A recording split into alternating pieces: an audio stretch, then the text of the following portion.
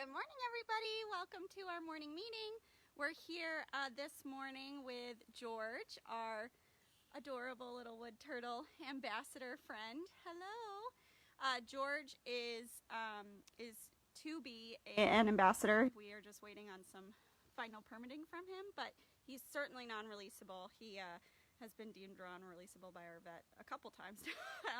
So George is our beautiful wood turtle ambassador. You could take a good look at him. So we will be giving him his breakfast, watching him take a little walk.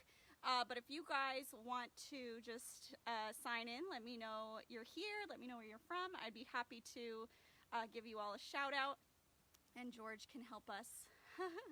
George can help us say good morning to everybody. So welcome, hello.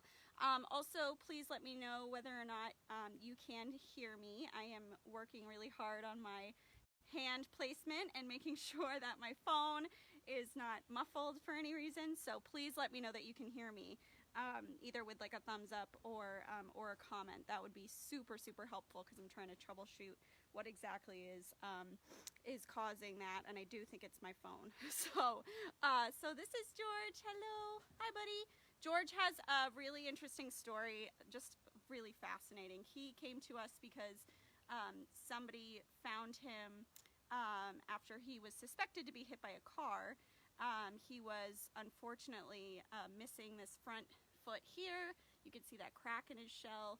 So we do assume that he was hit by a car, but his story is a little bit tricky because he was kept in captivity for a while after he was found by someone who was not a rehabilitator. He was like a classroom pet for a while. So, hi George. Hi buddy. Hello. Good morning, Lisa. Hello. And I'm actually gonna give him some of his breakfast. He has a platter here, and I can finish telling you guys his story because he hi bud. We're running away from the salad. I know, where are we going? Yep. So you can see that he still gets around pretty well, even without his front feet. Hi, buddy.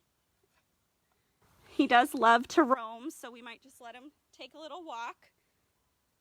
Hi, bunny. What you doing?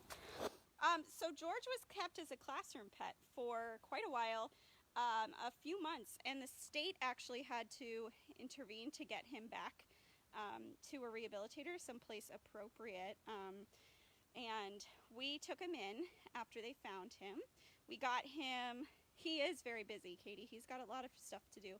He couldn't go outside yesterday because it was thundering here, and we don't want to make these guys stay out in, thunderstorms and heavy rains. So he's all excited. He's got a lot of stuff to do. But he was brought to us with that front left foot missing, and unfortunately, he was kept pretty far away from where we suspect he was from originally, and we actually don't know for sure where he was from.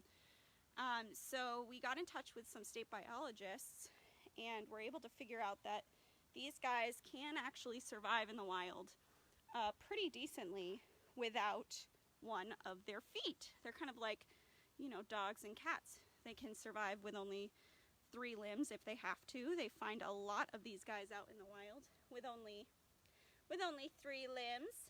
Yeah.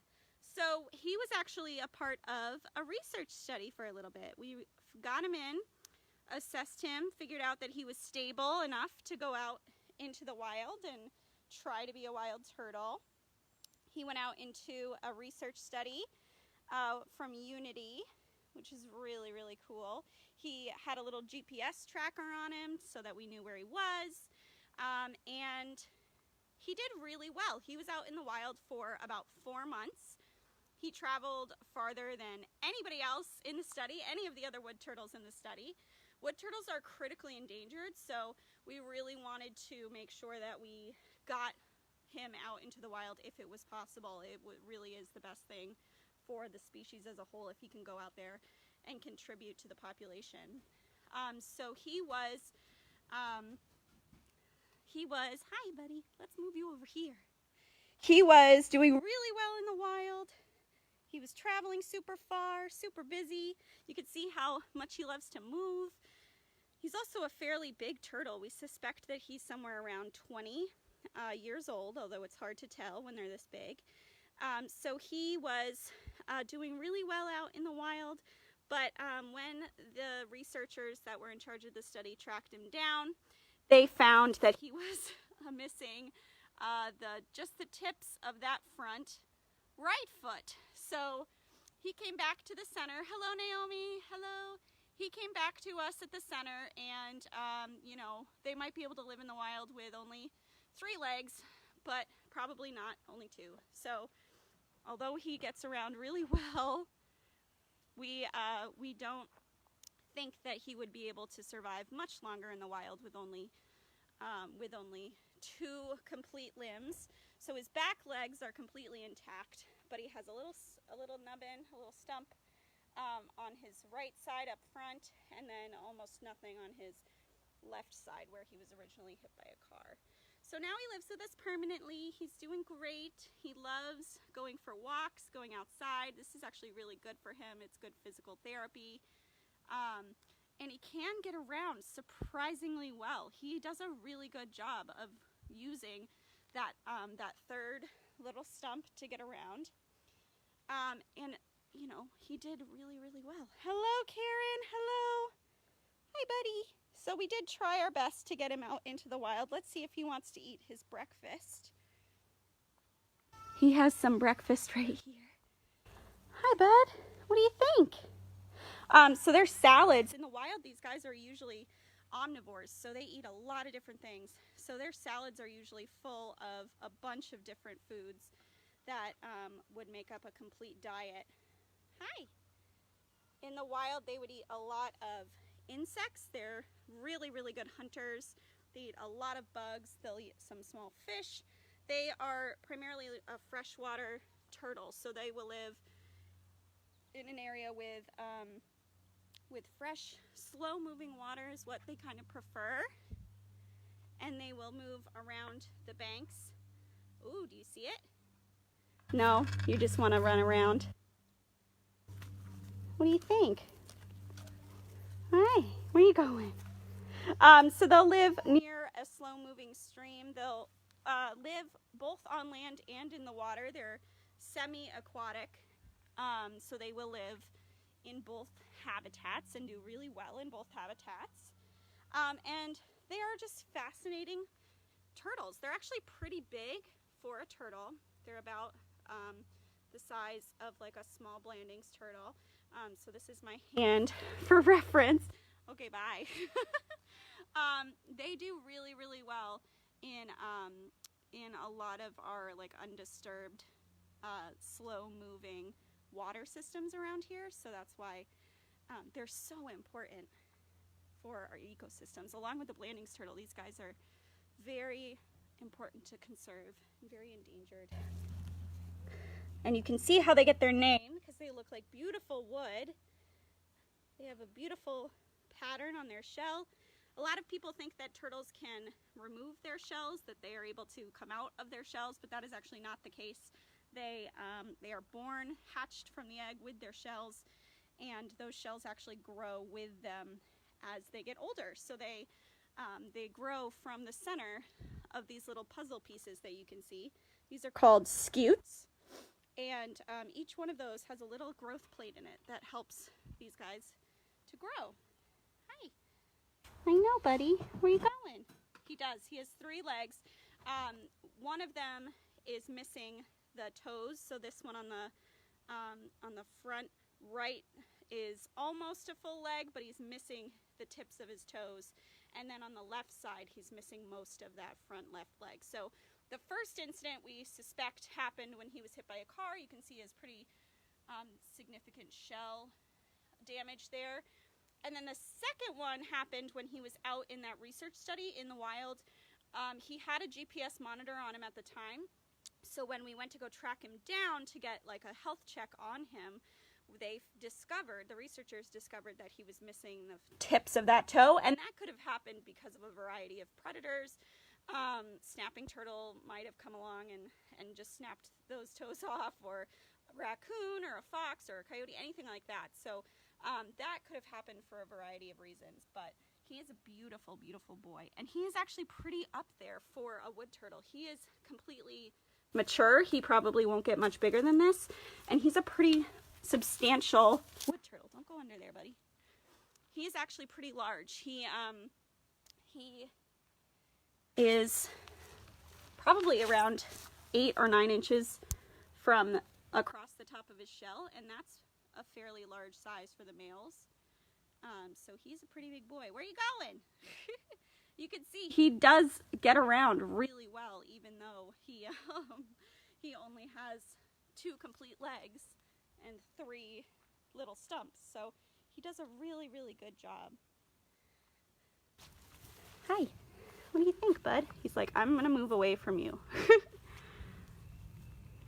So you guys are getting really good George walking around footage, but he doesn't really super love to be picked up or handled, so it's a little tricky. Here, I'll show you guys. Hi, George. And you can see they have this beautiful yellow on the underside of their shell. You can also see where that original injury was. It really damaged his plastron. That's the underside of the shell there. You can see that all of that curling and misshaped bone is from that original injury. And then, hi baby, you can get a good look at his face.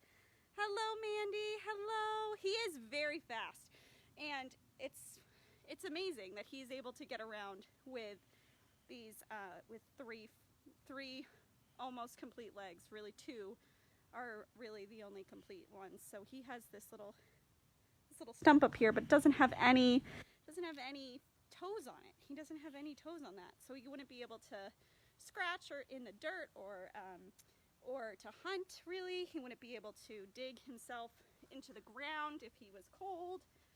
So George here will live with us for the rest of his life because of that injury, as well as that more severe one. So there are a lot of things to talk about with George, because he had so many different things happen to him on his journey to get here. He had kind of this saga to get to us here at the center. He was originally hit by a car, so we can discuss, turtles getting injured by cars and having a hard time during the summer and fall when they are trying to migrate to where they need to overwinter. So, it's always a good idea to keep your eyes peeled when you're driving during that season, just to make sure that these guys aren't trying to cross roads.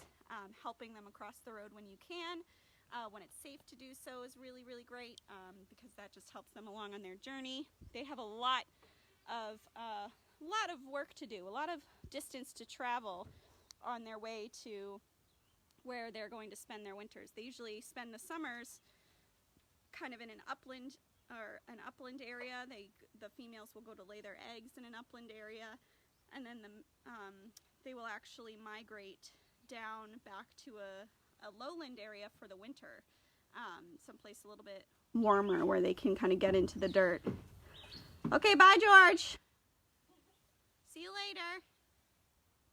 He's so funny. He's really funny. He doesn't really seem to mind us that much, but he's definitely not as sociable as some of our other turtle ambassadors. And that could just be because he's been with us for less amount of time, but he's a very sweet boy. Yeah. Are you so pretty? You're a good boy. I was reading something adorable recently about wood turtles, that they will actually take their 2 front feet in the wild. They'll take their 2 front feet and stomp on the ground, like alternately with their 2 front feet, just lightly, to mimic the vibrations that raindrops make on the soil when it's raining, and that is supposed to help like flush worms up to the surface, so that they can eat them. I just think that's the cutest thing I've ever seen. Heard about a little turtle like stomping on the ground to try to trick some worms into coming to the surface. It just sounds so cute. The other thing that I recently learned about wood turtles is that they have a pretty intricate social system, which you don't ever think about with turtles, having a social system, but they do. They have dominant males and less dominant males, so the larger they are, and George is pretty large, so there's a good chance he could have been a really dominant male out in the wild.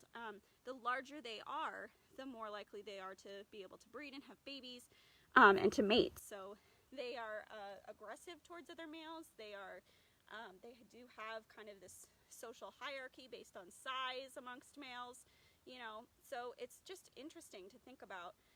Usually their populations are kind of condensed into habitat because they have been kind of pushed into less and less habitat over time due to habitat destruction and bifurcation of roads. So these guys do tend to live in populations that are in pretty close quarters to one another, and they have a lot of social interactions that you don't really think about turtles ever really having. Most turtles are not super social. Like painted turtles are social, but a lot of other turtles can go a long time without ever really seeing each other. But these guys are very social. What a good boy. Hi. If anybody has any questions about George, I would be happy to answer them. Any questions about the center, about any of the work that we do here. George is content to walk all day long. He loves this, and I am definitely, you know, chasing him around. So it's really fun. But if anyone has any questions about him, I'm happy to answer them, and I hope that you guys were able to see and hear everything clearly today. We're working on the audio bit, so I'm a little bummed that he didn't eat his food. We can try that one more time and see if he's interested, but I think he's just on the go today. He says, I don't have time for breakfast. I got places to go. Want to eat your food? Hi. No. No food today. So these guys get this beautiful salad that we make them. It has a lot of different things on it. It has fruits. He really loves his fruits, so berries of any kind. He loves tomato. He loves carrots. He loves fish. So he gets a lot of different variety on that salad. And these guys are omnivores in the wild, kind of like scavengers almost. Hi, bud. They will eat dead things sometimes too. Nice job. George's enclosure, his outdoor enclosure, is actually in this direction, so he may be exploring, trying to get to outdoor enclosure. Do you want to walk over there? You want to walk to your house? We can walk over there. Can try to usher him in the direction of his enclosure. That's where he's going today. So he has an indoor enclosure where he lives at night, and then an outdoor enclosure during the day, because we just don't want to leave him outdoors overnight in an enclosure that a predator might be able to get to, or a person might be able to get into. So we like to keep them outside during the day when we're able to supervise and kind of be around to make sure he's okay.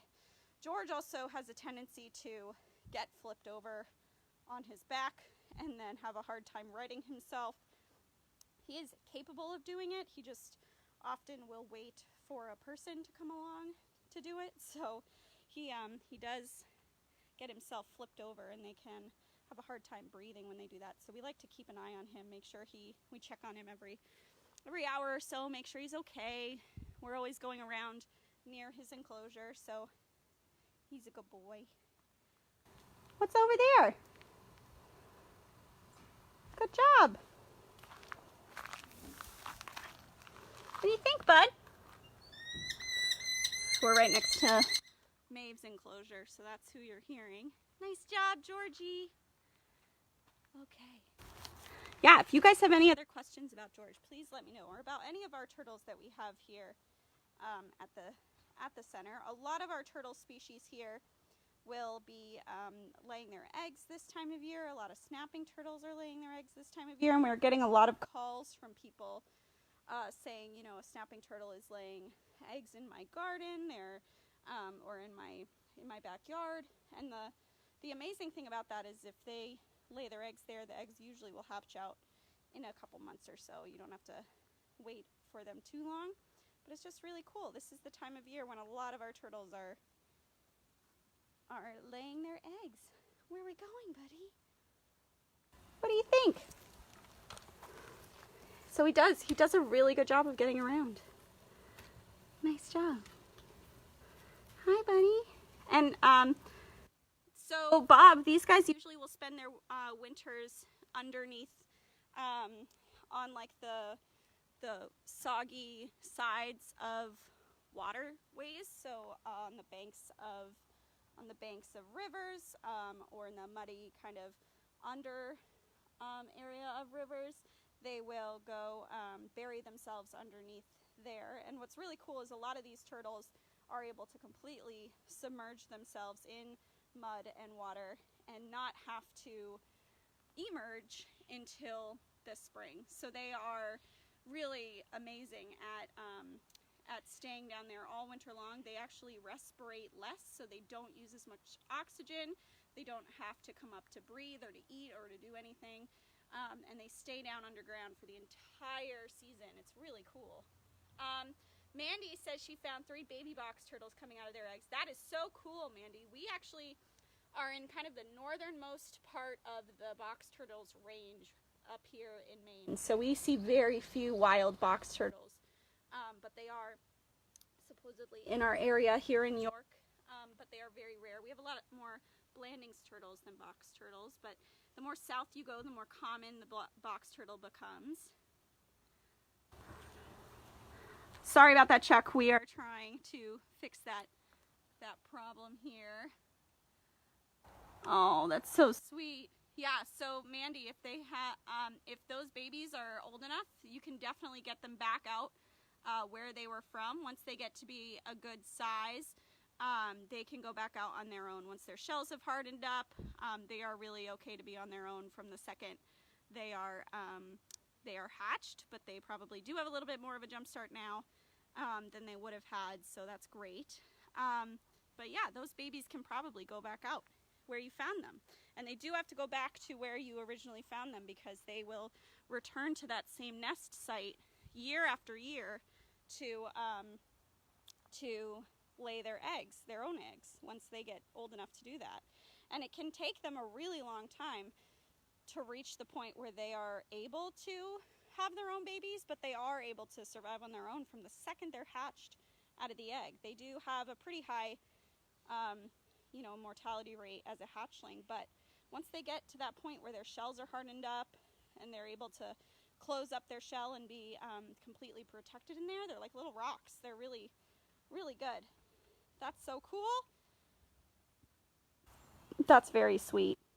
That's awesome, Mandy. That's really cool that you have them.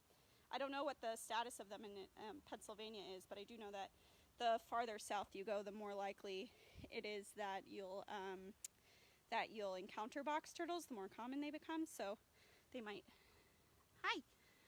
they are endangered in the state of Maine, but they might not be in Pennsylvania. That's really cool. Nice job. So George's enclosure is like right over there beyond Henry's enclosure. You can see Skeeter. Hi, Skeeter. Hello. Good morning. So our boys are ready for their breakfast. Henry's in there dancing, getting ready for his food too. And George is going to go eat his breakfast. Yeah. Hi. Yeah, so Mandy, then I would definitely get them back out into the wild. They're ready to go out and support their population. That's so cool. Alrighty. All right, we're going to put George in his enclosure, get him his breakfast. Thank you guys so much for watching. I hope everything was able to be heard okay, and I'm definitely learning to just keep my phone as close to my mouth as I can so that you guys can hear well, and hopefully that fixes some of that problem. But please let me know, and we will see you all again tomorrow. Thank you guys. Have a great rest of your day.